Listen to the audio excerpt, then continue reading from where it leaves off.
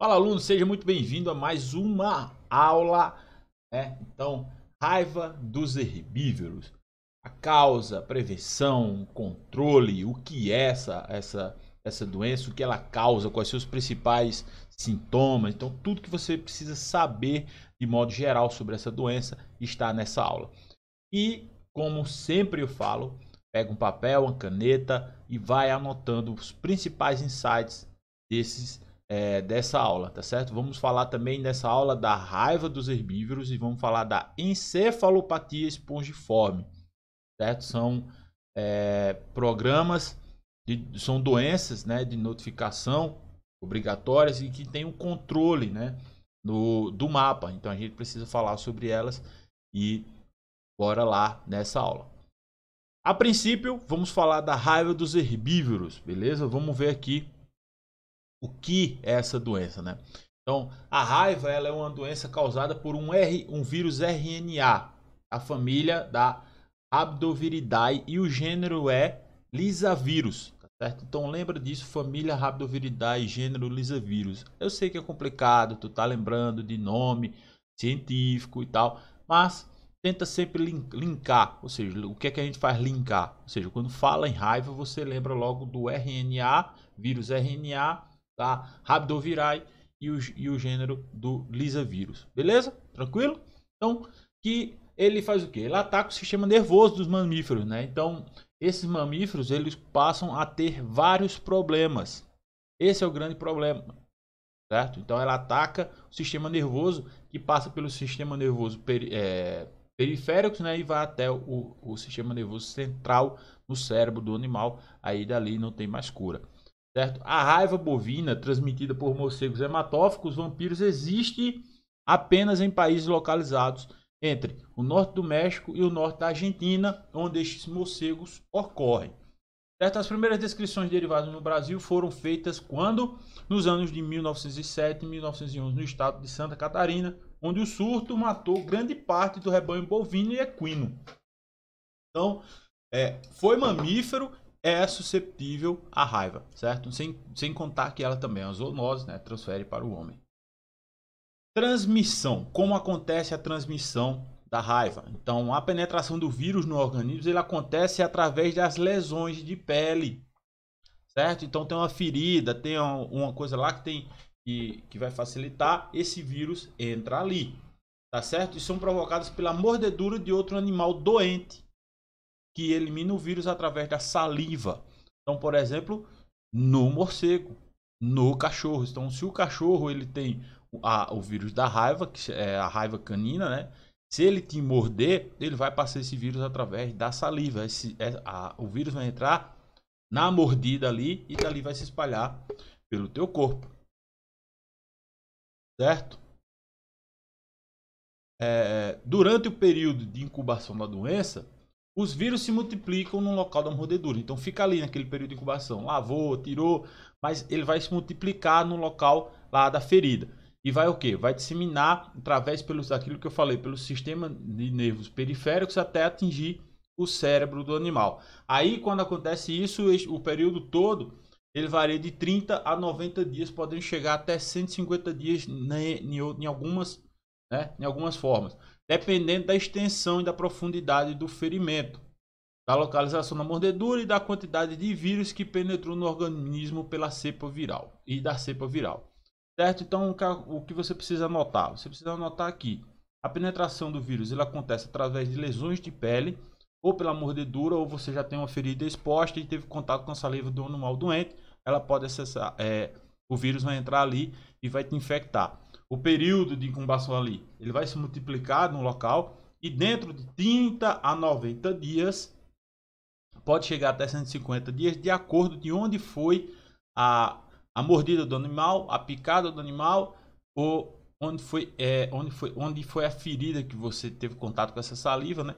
E fez o que? E fez a infecção, certo? Então, anota isso para tu ficar com isso na tua cabeça, para anotar no teu mapa mental aí, para que você não esqueça isso na hora da prova. Sintomas.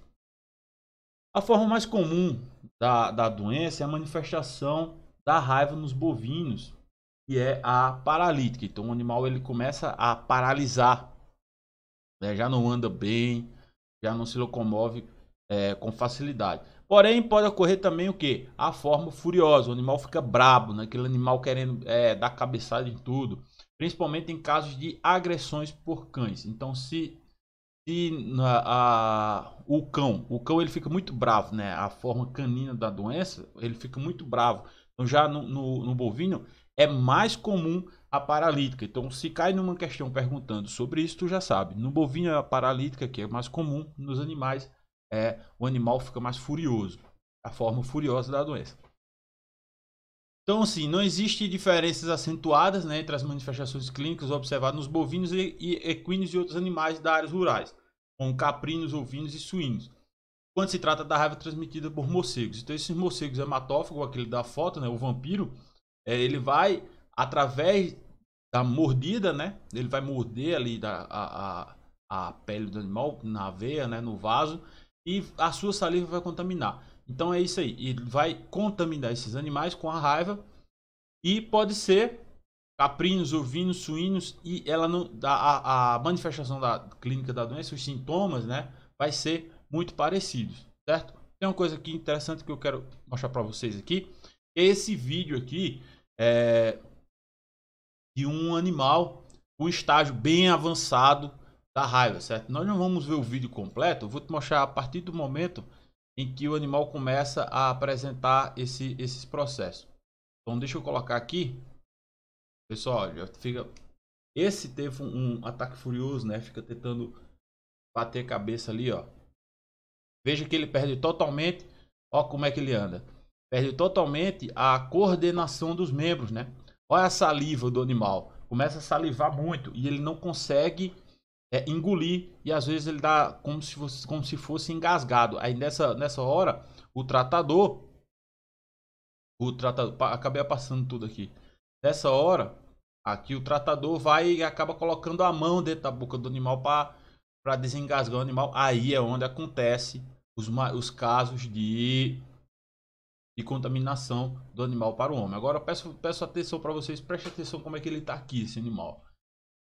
Note, cabeça baixa, né, salivação excessiva, descoordenado, ele já não anda, ó, já não anda bem, ó, não se equilibra, né? Então você começa a notar várias situações de um animal apresentando essa doença. Esse aí é um dos grandes vilão, né? Que é o vampiro, é o morcego vampiro. E aqui agora que ele vai dar mais vai ficar mais nítidos alguns sintomas final da doença, certo? Então é uma doença terrível, né, para o animal, é uma morte agonizante, uma morte que não é legal de ver. Você vê aí, ó, ele totalmente falta de coordenação e daí o animal cai. Então quando ele cai, aí já entra a fase de decúbito, né? É o que a gente chama de fase de decúbito dorsal. Então ele está lá, ele fica deitado com essa cabeça virada para cima. E as patas, eles podem apresentar movimentação de pedaladas, né? Então você vai ver aqui mais para frente que o animal ele vai ficar tipo como se fosse pedalando, ou seja, ele querendo se levantar alguma coisa. Olha aí, esse é o movimento que chama-se de pedalada, né? Então aqui ele está nessa parte agonizando e infelizmente daí ele caminha para a morte do animal, entendeu? E sempre com essa cabeça assim virada para cima, certo? Muito parecido com os casos de encefalopatia espongiforme, nós vamos falar mais na frente também, tá certo? E daí o animal, né, vai a óbito, certo? Então os sintomas que você pode ter visto, você pode notar no vídeo aqui, o aumento da sensibilidade e coceira na região da mordida, né? Então onde aconteceu a mordida vai ficar super sensível e ele vai ficar muito agitado. Agitado vem aqui na hiperexcitabilidade, você vai ficar agitado, vai ficar, né? A salivação abundante, você viu, ela é viscosa e difícil de engolir. E ele tem também, com a evolução da doença, como a gente viu, o movimento desordenado da cabeça, tremores musculares, ranger de dentes, dilatação das pupilas, o andar cambaleante, como você viu aí, e a incoordenação motora, né? É o animal ali sem andar direito, e as contrações musculares involuntárias. Depois que o animal entra em decúbito, que é aquilo que eu falei, apresenta os movimentos de pedalagem, olha aí, nos membros posteriores e anteriores, dificuldades respiratórias, asfixia e morte. Esta ocorre geralmente entre 3 a 6 dias após o início dos sintomas, então podendo se prolongar em alguns casos até 10 dias. Aí é uma forma mais terrível da doença, né? Tratamento. Infelizmente não existe tratamento para a raiva e uma vez iniciados os sintomas clínicos, não tem nada mais para fazer. Certo? A não ser isolar o animal e esperar a sua morte. Como os sintomas em bovinos e equinos podem ser confundidos com outras doenças que causam encefalites, né, é importantíssimo que seja feito o diagnóstico laboratorial. Então, como é feito esse exame? Esse exame ele é retirado uma parte, né, do cérebro do animal, a parte ali do cerebelo, na verdade, é coletada através de um profissional habilitado. Pode ser um médico veterinário ou um técnico de serviço de defesa sanitária animal, né? Como um cargo técnico, ele vai lá, tá capacitado, tá habilitado a fazer essa coleta, faz-se a coleta do cerebelo, obedece todos os trâmites das instruções normativas quanto à coleta de amostras para levar para o laboratório. Ele faz e lá faz no laboratório credenciado, faz o exame. Tá certo? Então, feito o exame, aí vai ter a certificação, a certeza de que é ou não é a doença da raiva. Beleza? E uma boa coleta e conservação da amostra é importante para a realização de quê? Do diagnóstico diferencial, especialmente da encefalopatia espongiforme bovina, que é a doença da vaca louca, que é a exigência do mapa. Principais programas sanitários e legislações. Nós temos aqui o Programa Nacional de Controle da Raiva dos Herbívoros, né? O PNCRH, que ele tem como objetivo manter sob controle a incidência da raiva na população dos herbívoros domésticos. Então, com a seguinte estratégia. Quais são as estratégias do plano? Desenvolver suas atividades considerando o conceito de saúde única, né? Trabalhando em parceria com o Ministério da Saúde no diagnóstico da raiva e na proteção da saúde pública e com a do meio ambiente, respeitando as leis de proteção da fauna. A vigilância ativa em áreas de maior risco da raiva, investigação epidemiológica e laboratorial de todos os casos suspeitos de raiva em herbívoros, domésticos e morcegos. Diagnóstico laboratorial acessível a todos os casos suspeitos. A vacinação estratégica de herbívoros domésticos, o uso de pasta anticoagulante em animais espoliados por morcegos, né, nos rebanhos de maior risco de raiva.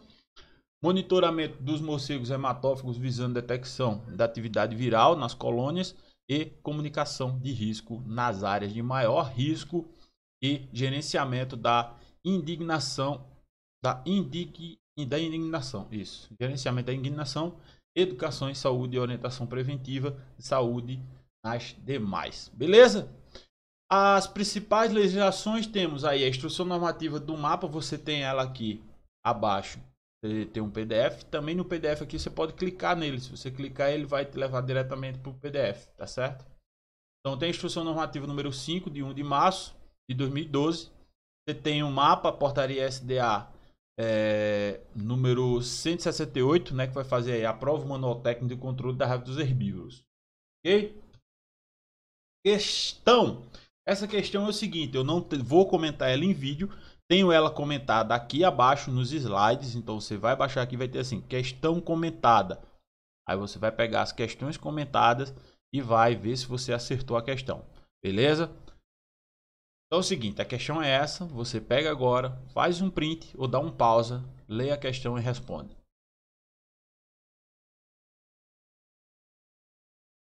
Beleza? Então vamos falar agora da encefalopatia espongiforme bovina, o mal da vaca louca. Então, como todo mundo vê, já ouviu falar, mal da vaca louca e tal, graças a Deus, no Brasil nunca foi diagnosticado algum caso de encefalopatia espongiforme bovina. Vamos nos aprofundar um pouco mais aqui no conhecimento dessa doença, que é a causa, a prevenção e o controle, beleza? O que é? A encefalopatia espongiforme bovina ela é comumente conhecida como a doença da vaca louca e é uma enfermidade degenerativa fatal e transmissível do sistema nervoso central dos bovinos, né? Então, por isso que sempre, olha só, por isso que pede sempre para analisar amostras laboratoriais, que os sintomas e onde eles atingem são muito parecidos. Então, você vai ter ali a raiva e a encefalopatia espongiforme, são sintomas muito parecidos, certo? E ela é caracterizada clinicamente por nervosismo, reação exagerada a estímulos externos e dificuldade de locomoção. A encefalopatia espongiforme bovina é uma das doenças do grupo de encefalopatias e espongiformes transmissíveis, mas aí vamos ver na frente como é essa transmissão dela. A transmissão dela é causada por um tipo de agente infeccioso denominado prion, né? Então é uma partículazinha lá da proteína em uma versão modificada. E essa parte modificada é transmitida através da ingestão de produtos animais, como a farinha de carne e osso de bovinos ou ovinos contaminados. Tá certo? A versão normal do prion é abundante na superfície dos neurônios, células cerebrais de répteis, desde os répteis aos mamíferos. E algumas pesquisas realizadas em camundongos indicam que estes têm por função um bom funcionamento do cérebro, enquanto que a versão modificada causa a doença da vaca louca, devido a essa acumulação, provocando uma gradual deteriorização do tecido do cérebro de bovinos. Então, observado microscópico, ele parece uma esponja, daí vem o nome espongiforme. Sintomas, ele tem aqui alterações do temperamento do animal, tá vendo? Muito parecido. Nervosismo, apreensão, medo, ranger de dentes, hipersensibilidade ao toque, ao som e à luz, andar cambaleante, diminuição da produção de leite e perda de peso. Esses são alguns dos sintomas que você pode ser observado no animal com anemia, com a EEB, certo? Então, quando só você não olhando, não vai ser possível você diagnosticar o que é. Então, após a morte do animal, é que vai poder se fazer esse exame e saber de que esse animal morreu. Diagnóstico. Até o momento, não existe provas, né, para se fazer, para se dizer,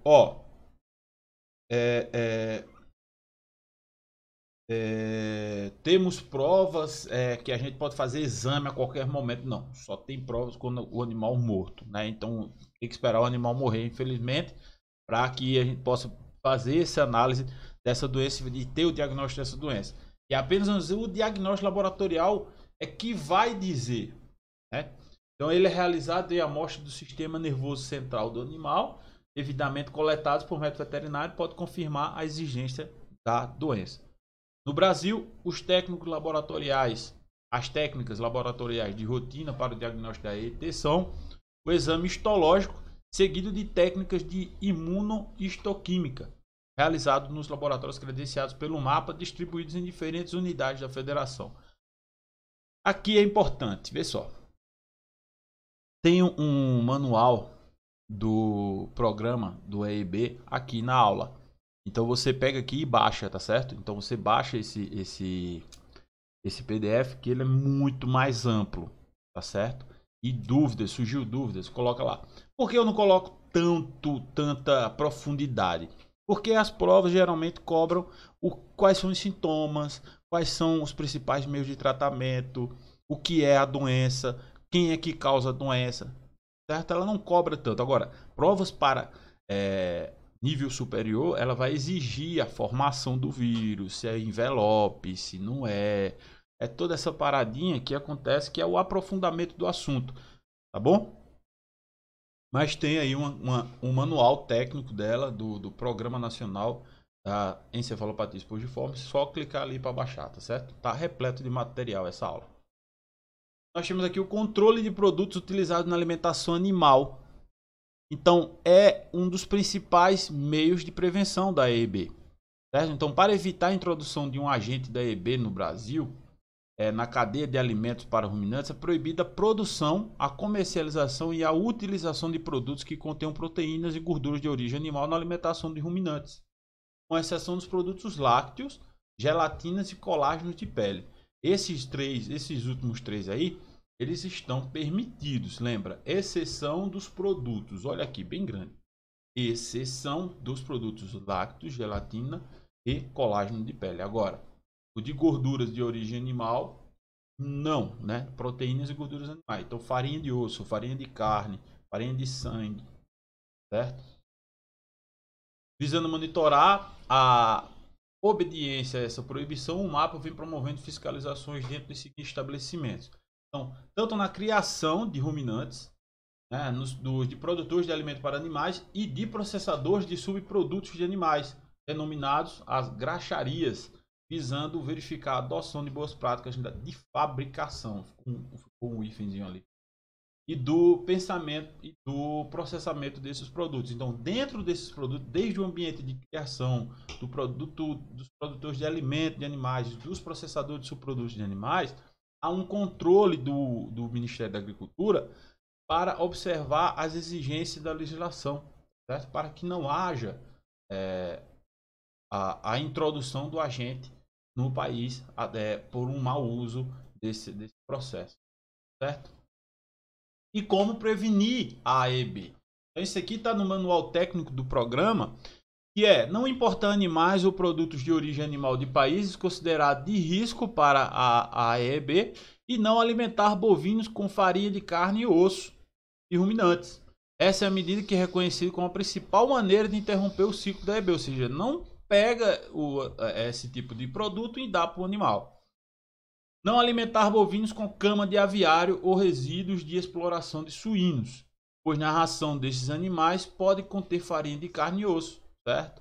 Antes de alimentar os bovinos com rações concentradas de suplementos proteicos, conferir o rótulo destes produtos. Não use se encontrar os dizeres uso proibido na alimentação de ruminantes. Se notar algum animal apresentando qualquer sintoma de doença nervosa, notificar a unidade. Eita, poxa, foi com o nome da APEC. É a unidade do Serviço Veterinário Oficial, certo? Do Estado. Não precisa ser só da APEC, pode ser a DAGRO, a DAP, a DAF, IDAF, por aí vai, né? São várias agências agropecuárias de defesa agropecuária. Então avisa a unidade da defesa agropecuária. A realização de testes para diagnóstico diferencial em qualquer bovino com idade superior a 24 meses que demonstre sinais neurológicos, né? E a retirada de materiais de risco específicos da carcaça dos bovinos que não podem ser destinados à alimentação. O que são materiais de risco específicos? Então, olho, cérebro, né? Essa parte todinha. No manual tem aqui no vídeo, na aula, né? Abaixo aqui nos documentos tem o manual. E no manual tem todos os materiais que são considerados retirados de materiais de risco específico. Certo? Mas você já sabe, cérebro, olho, agora vai me fugir a memória o outro. Certo? Tranquilo? Então, questão não ainda, agora programa sanitário. Então, qual é o programa sanitário? Pessoal, olha, tem um programa sanitário, né, que está aqui, que é a Instrução Normativa número 44, 2013, que ela faz o quê? Ela revoga o capítulo 8 da IN 17, né, da IN 17, que não está aqui mais, institui o Programa Nacional de Vigilância da Encefalopatia Espongiforme, PNE-EB. Tá bom? Então você tem aqui a Instrução Normativa número 18, essa atualiza a proibição de abater bovinos importados de países de risco. A Instrução Normativa número 49, de 15 de setembro de 2008, que estabelece as categorias de risco para a EB. Então as categorias são risco 1, categoria 1, 2 e 3. Essas categorias podem cair prova, viu? Então isso é importante. Dá uma conferidazinha na Instrução Normativa, só para conferir essas categorias. Então, risco insignificante pela OIE, risco controlado pela OIE, risco indeterminado ou não classificado. O Brasil está risco insignificante, porque nunca aconteceu um foco. Tem aqui requisitos sanitários, são sistemas de informação de requisitos e certificados da área animal. Então, isso aqui tem um link também, só copiar isso aqui no site, tu já vai baixar, acessar. Instrução Normativa número 44, 2013. Quem já falou, é a Instrução Normativa número 13, que atualiza as normas de identificação e monitoramento. E, deixa eu ver aqui, deixa eu baixar.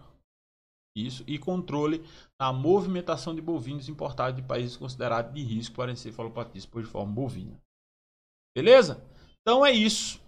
E agora a questão. Vamos fazer do mesmo jeito. Eu vou botar a questão aqui. Você vai dar um print, eu vai dar uma pausa, responde a questão e pega aí nas questões comentadas. Beleza?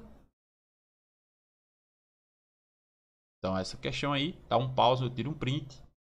Tem ela comentada abaixo dessa aula. Beleza?